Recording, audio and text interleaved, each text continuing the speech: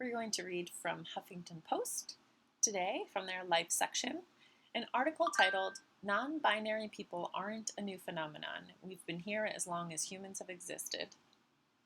Subtitled, "There is a dangerous undertone of newness to conversations around gender and non-binary identities, in the process erasing the complex, nuanced, and rich histories of Black and brown people." By Travis Alabanza, performer, theater maker, and writer. This was published in May of 2018 and updated in December of the same year. I look at my emails this morning. I am happy and grateful to see a request from an art institution for work. As a freelance artist, work can be unpredictable. The smile soon turns to a familiar sigh as I read something along the lines of, in 2018, where gender conversations is all around us, we are discovering new and fun ways to explore our genders. We would love you to come talk about being non-binary and other modern gender expressions that have blasted into our 2018 consciousnesses. The sigh doesn't omit what I know is probably a very well-intentioned email coming from a white, middle-class, recent graduate of an arts university just outside of London, brought in to quote-unquote help with outreach, otherwise known as quote-unquote make us relevant again. But still, the sigh is there. I want to reply, "This does not feel modern to me. This feels like the most ancient thing I know." But I'm not sure how Meredith would cope with that response, and if that will pay my rent. It's not just that email, though. Switch to TV screens, television like Good Morning Britain, documentary after documentary, think piece after think piece, perfume campaign after fashion campaign, and there is a dangerous undertone of newness amongst the conversations around gender and non-binary identities.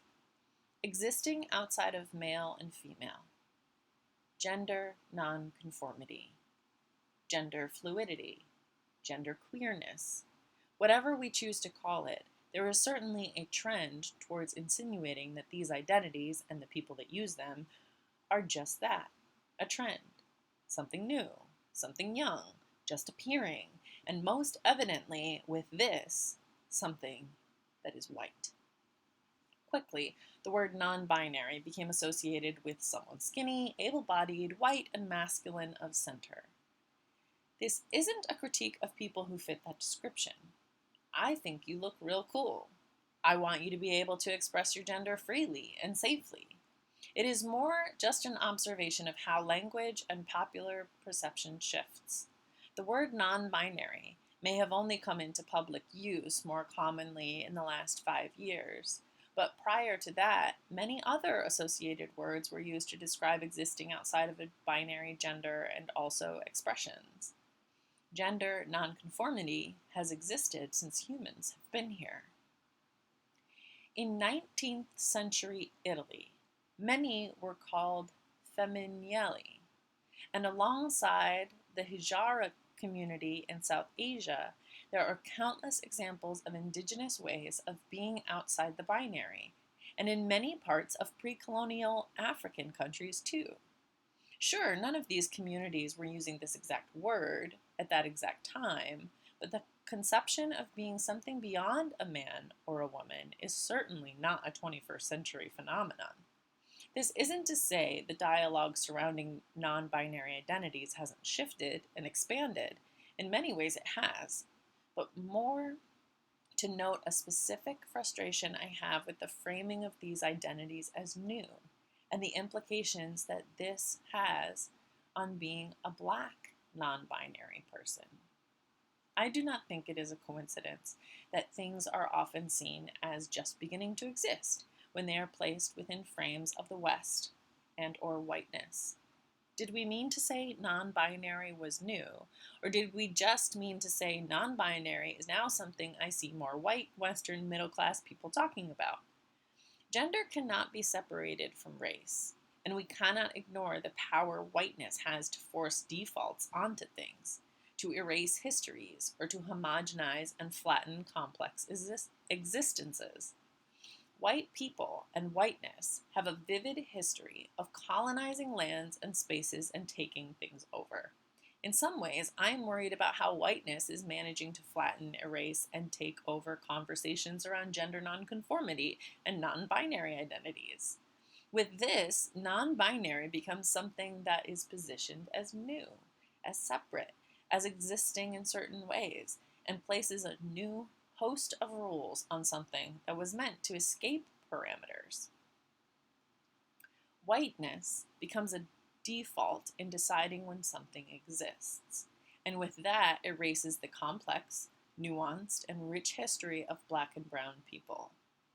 It feels we focus so much on the word and the language that we forget how the project of subverting gender binaries has existed before this word. Through association to being new, it forces an almost colorblind lens onto my gender, something that extracts my Blackness as they aim to squash me back into a third box, the non-binary box, that has suddenly been loaded with all these words, expectations, preconceptions, and rules. I say, I am non-binary, so the person can understand me. They ask how I identify, and I say non-binary, so I do not need to spend the next 10 minutes explaining my gender. It becomes shorthand for, you're not this and maybe not this. But with that, I begin to see how, through association, this word may be becoming something far from what I first imagined.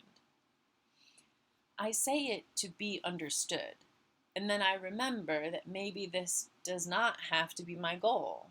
Can I and my gender or genders be more complex than a goal of comprehension?